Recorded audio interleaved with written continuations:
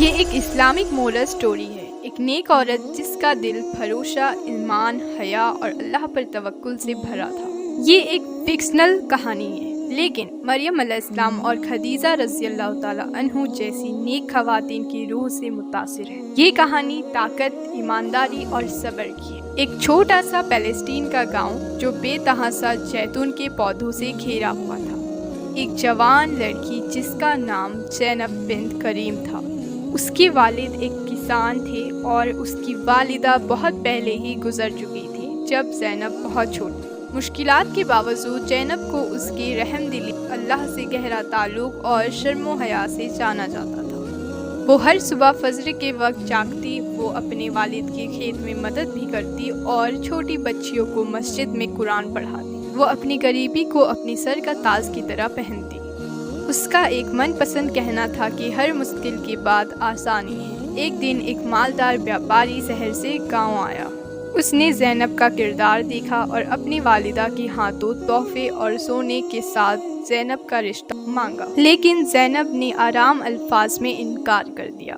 اس نے کہا، مجھے سونے سے بھرا زندگی نہیں، بلکہ ایک ایسا دل چاہیے جو میرے ساتھ اللہ کے سامنے جھکے۔ گاؤں کے سارے لوگ حیران ہو گئے۔ وہ پوچھے، اتنے مال و دولت ایسو آرام کو کیوں ٹھکرا دیا؟ زینب نے جواب دیا، میں کسی سے دنیا کی خاطر شادی نہیں کروں گی اگر وہ مجھے آخرت کے لیے پہنچنے میں مدد ہی نہ کر سکے۔ پھر ٹھنڈ کا موسم آیا۔ زینب کے والد بیمار ہو گئے۔ اس نے اپنا سارا زیور بیچ دیا، پھر اپنی کتابیں اور آخر میں زیتون کے تیل جو انہوں نے کاروبار کے لیے بچا کر رکھا تھا۔ ان سب کے باوجود زینب کبھی اپنی تہجد کی نماز نہیں چھوڑتی۔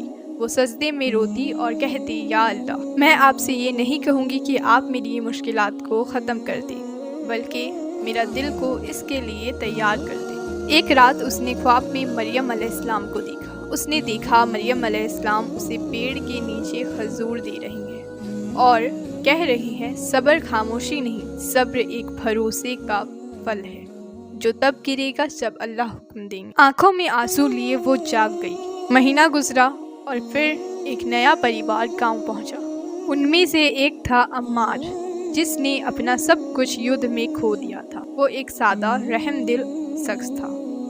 وہ ہر صبح فجر کی نماز بھی پڑھتا تھا۔ اس نے زینب کو اس کی شکل سے نہیں بلکہ اخلاق سے غور کیا۔ زینب کی دوسروں کے لیے خدمت اور مسجد میں اس کی موجودگی۔ پھر ایک دن اس کی بزرگ والدہ زینب کے والد کے پاس پہنچی۔ اس بار زینب نے کچھ الگ دیکھا، سونا نہیں بلکہ روشنی، نور۔ ان کی سادگی سے شادی ہوئی، زیتون کے پودوں کے نیچے۔ نہ کوئی سونا، نہ تیز آوازوں والا گانا، صرف دعا، کھجور اور اللہ کا ذکر کے ساتھ ان کی شادی مکمل ہوئی۔ کچھ سالوں بعد زینب اور عمار نے یتیم بچیوں کے لیے ایک چھوٹا سا اسکول بنایا۔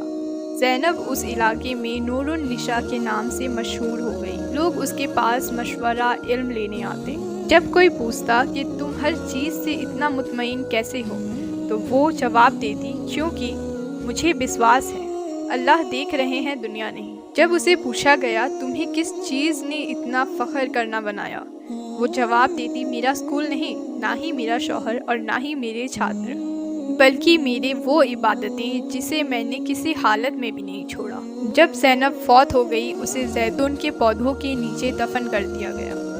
وہ پودا ہر سال بڑھ کر پھل دیتا اور گاؤں کی بچیاں اس پودوں کے نیچے چھاؤں میں بیٹھے قرآن کی تلاوت کرتی، اس عورت کو یاد کر کے جس نے انہیں ایمان کے ساتھ زندگی گزارنا سکھائی۔ اس کہانی سے ہمیں 5 چیزیں سیکھنے کو ملتی ہیں۔ پہلا، اصل خوبصورتی کردار میں ہوتا ہے، دولت یا دکھانے میں نہیں۔ دوسرا، صبر خاموشی نہیں، یہ اللہ پر مضبوط یقین ہے۔ تیسرا، آخرت کے لیے دنیا کو ٹھکرانا لمبا عرصہ اس کا جزا دیتا ہے۔ چوتھا، نیک عورت معاشرے کی مضبوط بنیاد ہے، چاہے وہ دکھے یا نہ دکھے۔ پانچواں اور آخری، اللہ ہمیشہ تمہاری خاموشی مشکلات کو دیکھتے ہیں اور پھر تمہیں اس کا اجر بھی دیتے ہیں۔